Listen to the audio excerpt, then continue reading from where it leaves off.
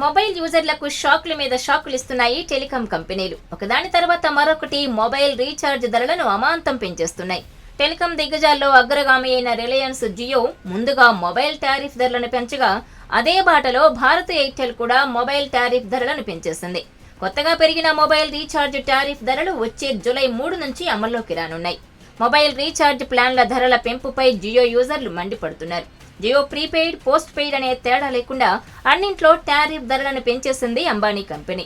కొత్త ధరలను పరిశీలిస్తే జియో కస్టమర్లపై నెలకు 600 రూపాయల పైనే భారం పడనుంది.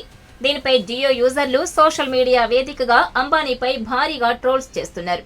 జియో రీఛార్జ్ ప్లాన్ల ధరలను ఒక్కసారిగా ఇంత పెంచుతారా అంటూ నెటిజన్లు తిట్టిపోస్తున్నారు. జూలై 12న ముఖేష్ అంబానీ కొడుకు పెళ్లి జరగనుంది. దీనిపై నెటిజన్లు విపరీతంగా ట్రోలింగ్ చేస్తున్నారు. నీ కొడుకు పెళ్లి ఖర్చు మొత్తాన్ని దేశ ప్రజల నెత్తిన వేస్తున్నావా అంబానీ మామ అంటూ ఏకి పారేస్తున్నారు.